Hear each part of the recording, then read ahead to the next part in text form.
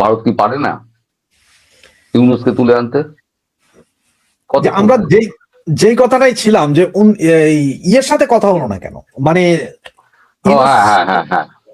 হ্যাঁ, ইউনূস তো সেদিনকে ওই সংসদ ভবনে পাশে একটা ঘরে ছিল এবং ওই এনএসএ কে বলা ছিল খলিলুর রহমানকে যে তার একটা ইচ্ছা আছে জয়শঙ্করজির সঙ্গে কথা বলবেন।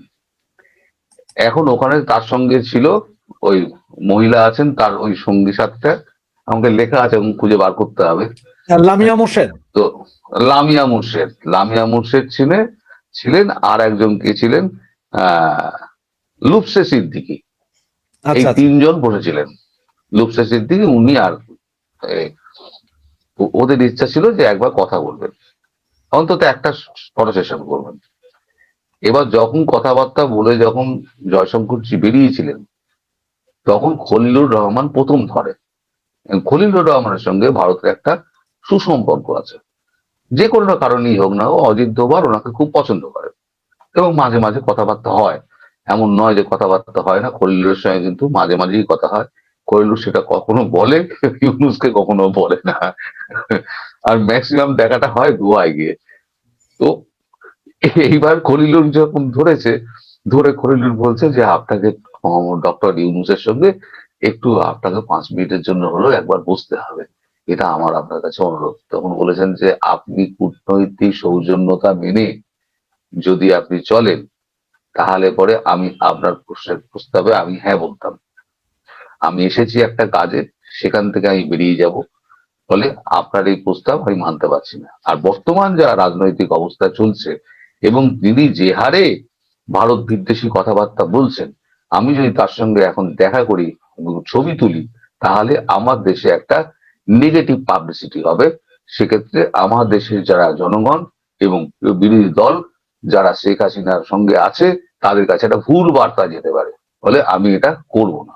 তখন খলিলুর বলেন যে, মানে যেটা আমার এখান থেকে শোনা বিদেশ মন্ত্রক, এতেও খলিলুর বলেন যে অন্তত আমার সঙ্গে একটা ছবি তো তুলুন, না তো আমার চাকরিটা বাঁচবে না। তখন ওই খলিলুরের সঙ্গে বসে একটা ছবি তুলেছেন, ব্যাস বসে ছবি তুলেছেন। ঘর থেকে যখন বেরোবেন সেই সময় দাঁত কেলিয়ে একেবারে আপনাদের ওই উপদেষ্টা আসিফ নজরুল, জি জি, তিনি এগিয়ে এসে একেবারে হাত টেনে নিয়ে, জয়শঙ্করজি হাত সোজা আছে, हाथ যদি তোমার কেউ টেনে নিয়ে পরমন্ত্র खींच मेरी फोटो आप खींच मेरी फोटो কাল सुबह हर अखबार में चाहिए। তো खींच मेरी फोटो হয়ে গেছে। এবার সেটা কতটা স্বতঃপ্রণোদিত ভাবে উনি করেছেন সেটা তো আর ছবিতে বোঝা যাবে না।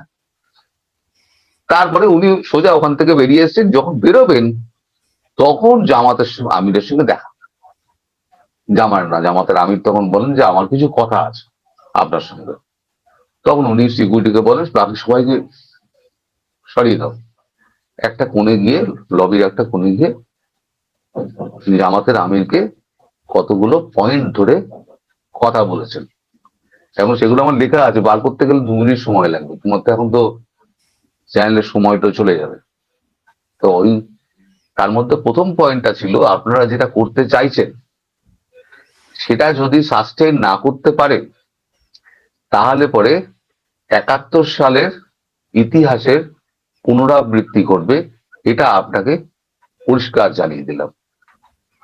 তারপরে উনি যেটা বলেছেন ভারত চায় ইনক্লুসিভ নির্বাচন, তো সব দলের এখানে অংশগ্রহণ চায় এবং সেটা নিরপেক্ষ হতে হবে। তো ভালো কথা। আরো কিছু কিছু কিছু বলেছেন, মুহূর্ত মনে নেই, নোট বই দেখতে হবে। বলে টলে আমিরের মুক্ত শুকিয়ে পুরো আমসি হয়ে গেছে, ওখান থেকে বেরিয়ে গেছে, বেরিয়ে সোজা তখন উনি জামাতের আমির বলেছেন যে আমার আরো কিছু কথা আছে। তো বলছে আমার তো সময় নেই। উনি দুজনকে, বিদেশ দপ্তরের দুজনকে ডিরেক্টরকে দেখিয়ে দেন, একজন ডিরেক্টর একজন জয়েন্ট ডিরেক্টর, তাই দুজনকে দেখিয়ে দেন। আমি নামটা উল্লেখ করছি না, তাদের পারমিশন নেই বলে উল্লেখ করবো না। দুজনকে দেখিয়ে দেন যে এই ঘরে গিয়ে আপনার কথাগুলো ওনার সঙ্গে আলোচনা করতে পারেন, ওনারা যথেষ্ট কনফিডেন্ট এবং ওনারা আমার হয়ে আপনার প্রশ্নের উত্তর দিয়ে দেবে। সেটাকেই উনি বলছেন যে কূটনীতিকদের সঙ্গে ওনার আলাপ হয়েছে এবং সেটা প্রকাশ করা যাবে না, প্রথম দিন বললেন প্রকাশ করা যাবে না। আসলে যে জুতোটা জয়শঙ্করজির কাছে খেয়েছেন সেই জুতোর কথাটা উনি বলবেন কি করে? পরের দিন রাত্রিবেলা ভাবনা চিন্তা করেছেন যে কি বলা যেতে পারে।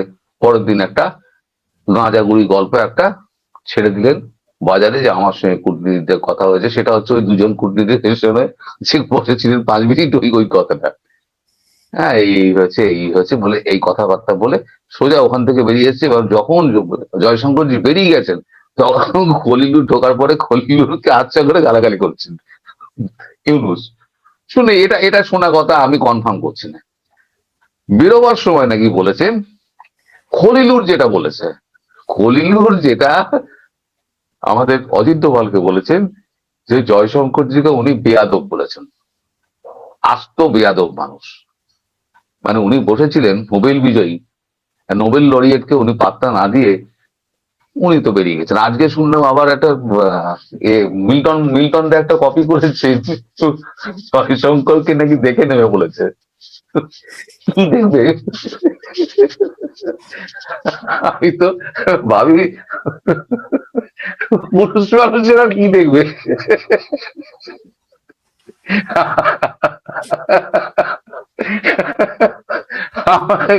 কেবল আমরা যত চায়ের দোকানে বসি না, বন্ধু বান্ধব টেলিফোনে আড্ডা মারি, শুধু আমাদের হচ্ছে হাসির খোরাক হয়ে গেছে বাংলাদেশ, হাসির খোরাক।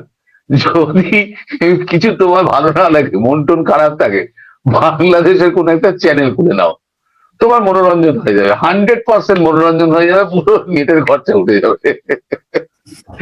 বলো অন্য প্রসঙ্গ বলো, গলা শুকিয়ে গেছে, জল খাই। দাদা এখন বাংলাদেশে অনেকে আলোচনা করছে কি জানেন, যে এই যে জয়শঙ্কর সাহেব যখন বাংলাদেশে আসলেন, তোমার ওই প্রশ্নটার উত্তর দেওয়া হয়নি। এই যে মহিলাকে যে স্নান করাচ্ছেন, জি জি জি, আমি প্রসঙ্গ তার চলে গেছিলাম, অন্য প্রসঙ্গে চলে গেছিলাম।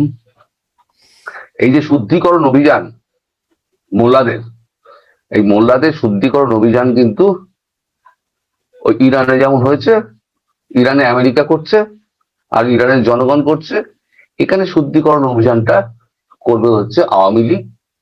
শুদ্ধিকরণ হবে, এটা আওয়ামী লীগ করবে আর ভারতবর্ষ করবে। আর সেটা খুব তাড়াতাড়ি হবে, আমি ডেট বলবো না, খুব তাড়াতাড়ি হবে। কারণ গলা অলরেডি, আসল মস্তান যে আছে গলা অলরেডি কিলোটিনে ঢুকিয়ে দিয়েছে। বলে এদিকে তার টাকা বাড়ার সময় নেই, এখন শুধু অপেক্ষা চীন কবে তাইওয়ানটায় ঢুকবে। খুব তাড়াতাড়ি 2-4 দিনের মধ্যে ঢুকবে, 2-4 দিনের মধ্যে। তুমি হিসেব করে দেখে নিও, মানে খবর গাওয়ায় দেখে নিও। দাদা একটা কমেন্টস আমি পড়ি, তখন আমার মনে হয় শুদ্ধিকরণ হবে। এই লোকটাকে আমি একটা জবাব দেই। সে বলছে যে বিগত 3টি নির্বাচন কেমনে করেছিল হাসিনা, তখন বলতেন বাংলাদেশের অভ্যন্তরীণ ব্যাপার। ফাজল মানে সে হয়তো লিখতে চাইছিল যে ফাজিল। তো এখন আমি তাকে একটা জবাব দিই, আপনার কাছেও মনে হয় সম্ভবত সেম হবে জবাবটা, যে বিগত 3টা নির্বাচন না, বাংলাদেশে এখন পর্যন্ত যতগুলো নির্বাচন হয়েছে সবগুলোতে কোন দলকে তো ব্যান্ড করে নির্বাচন হয়নি, সব দলই ছিল, কেউ আসে নাই নির্বাচনে, সেটা হচ্ছে অন্য ব্যাপার। আর এখানে তো আওয়ামী লীগকে সরাসরি একটা দলকে ব্যান করে নির্বাচন করতে চাইছে। এই জন্যই ইন্ডিয়া কেন সারা পৃথিবী বলতেছে ইনক্লুসিভ নির্বাচন। যদি আওয়ামী লীগকে ব্যান করা না হইতো, আওয়ামী লীগ নির্বাচনে না আসতো, তাহলে ছিল অন্য কথা। এখন তো এটা একটা দলকে টোটালি ব্যান, এই জন্যই বলা হচ্ছে ইনক্লুসিভ নির্বাচন। কি মনে হয় দাদা, সেটাই কি ঠিক নয়? একদম সেটাই ঠিক। ইনক্লুসিভ নির্বাচন সবসময় হয় গণতান্ত্রিক দেশে, যেরকম নির্বাচন হয়। মানে বাংলাদেশ তো নিজেকে গণতান্ত্রিক রাষ্ট্র বলে, ইসলামিক হলেও গণতান্ত্রিক রাষ্ট্র বলে, পাকিস্তানও তাই বলে, ইসলামিক হলেও গণতন্ত্র বলে। কিন্তু গণতন্ত্র মুনির পকেটে রেখে দিয়েছে। আর যখন কখনো কখনো দরকার হয় তখন ইঁদুর বাচ্চার মতো ওই শাহবাজ শরীফকে পকেট থেকে বার করে আর ওকে নিয়ে গিয়ে উপস্থিত করে দেয়। তো এখানেও গণতন্ত্র তো অবাধ।